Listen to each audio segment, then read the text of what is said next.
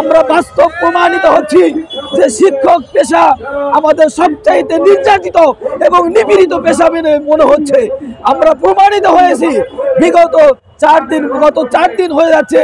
আজকে আমরা ফ্লাইওভারের নিচে আমরা শুয়ে আছি। রহমতুল্লাহ ওয়া বারাকাতুহু। আমি মোহাম্মদ মাহফিজুর রহমান। আমি রাজশাহী বিভাগ নওগাঁ জেলা মহাদেবপুর থানা ফরমানপুর দাখিল ইসলামিয়া দাখিল মাদ্রাসা থেকে চাকরি করি, চাকরিরত।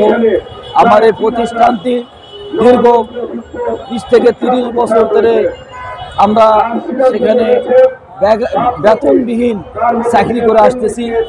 আমাদের এই প্রতিষ্ঠানটি খুব অবহেলিত এবং খুব আমরা শিক্ষকরা আর্থিক, মানসিক এবং সামগ্রিকভাবে আমরা খুব অপদস্থ, অপমানিত।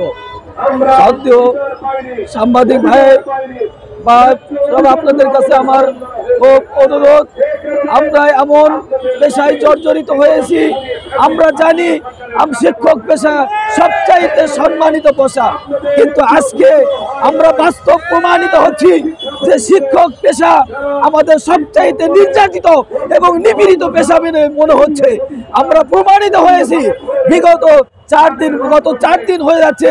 আজকে আমরা ফ্লাইওভারের নিচে আমরা শুয়ে আছি। যা একটা এতিম মিসকিন শুয়ে থাকলে আমাদের মধ্যে দয়া হয়, কিন্তু আমরা একটা শিক্ষক নামে কলঙ্ক যারা আমরা ফ্লাইওভারের নিচে গত 4 দিন ধরে শুয়ে আছে। আমাদের কোনো অভিভাবক বলতে আমার মনে হয় আমাদের কেউ নেই। আমাদের কোনো কিছু যদি থাকতো তাহলে আজকে আমাদের ফ্লাইওভার থেকে আমাদেরকে যে আশা নিয়ে আমরা এসেছি সে আশাকে পূরণ করে, সেই আশাকে আমাদের সাধুবাদ জানিয়ে আমাদেরকে বুকে টেনে দিত। আমরা বাংলাদেশের নাগরিক। আমরা আসলে লেখাপড়া করে বুক করা আশা নিয়ে আমরা লেখাপড়া করেছি। আমাদের সন্তান, আমাদের বাবা মারা আমাদেরকে লেখাপড়া করাইছে। ভবিষ্যৎ আমরা জাতি করা, মানুষ গড়া কারিগর হিসাবে আমরা তৈরি হয়েছি। কিন্তু আমরা আজকে সমাজের কাছে, আমরা পরিবারের কাছে সবার কাছে অপমান, অপদস্থ, লাঞ্ছিত। আমার জানা মতে, আমার সত্য জানা মতে আমাদের অনেকে শিক্ষকেরা বেতনবিহীন রিটায়ার করেছে। এর মতো দক্ষতানিক পেশা আর কোনো কিছু হতে পারে না।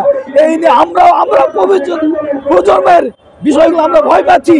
আমরা যেরকম চলতেছি আমাদের প্রজন্ম, আমাদের ছেলে মেয়েরা এরা লেখাপড়া করে কি হবে, এটা আমাদের শিক্ষা দিয়ে যাচ্ছে।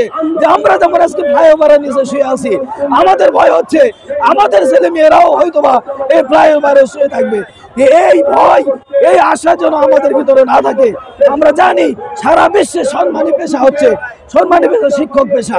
আমি সম্মানিত আমাদের শ্রদ্ধেয় মাননীয় প্রধান উপদেষ্টা ডক্টর মোহাম্মদ ইউনূস স্যার এবং আমাদের শিক্ষা মন্ত্রী মহোদয় উপদেষ্টা, আরো অন্যান্য বিভিন্ন দলের রাজনৈতিক বিন্দুরা যারা রয়েছেন, বিশেষ করে তিনাদের কাছে আমি অনুরোধ করব আমাদের এই বিষয়টা আপনার দয়া করে, মেহেরবানি করে আমাদের এই বিষয়টা আপনারা সচক্ষে দেখবেন। কারণ আপনাদেরই আমরা ছোট ভাই, আপনাদের কারো সন্তান, আপনাদেরই প্রতিবেশী, আমরা আপনাদেরই নাগরিক, আপনাদেরই অধিকার এক অংশ। আমরা অন্য কোনো দেশের নয়। আমি মাননীয় প্রধানমন্ত্রী, প্রধান উপদেষ্টার কাছে অনুরোধ করছি যে ওই রোহিঙ্গা থেকে অনেক রোহিঙ্গা এসে রোহিঙ্গাদেরকে যদি আমাদের বাংলাদেশের খানা খেয়ে তাদের জীবনযাপন হয়, আমরা বাংলাদেশের নাগরিক হয়ে, আমরা শিক্ষক হয়ে কেন আমরা আজকে ফ্লাইওভারের নিচে শুয়ে থাকবো? মেহেরবানি করে এই অপমান থেকে আমাদেরকে রক্ষা করে আমাদেরকে মায়ের ছোল, আমরা মায়ের কোলে জানে যেতে পারি, এই আশাবাদ ব্যক্ত করে আপনাদের সাংবাদিকদের সুস্বাস্থ্য কামনা করে, সাংবাদিকদের কাছে অনুরোধ করে আমি আমার বক্তব্য এখানে শেষ করছি। আসসালামু আলাইকুম ওয়া রাহমাতুল্লাহি ওয়া বারাকাতুহু।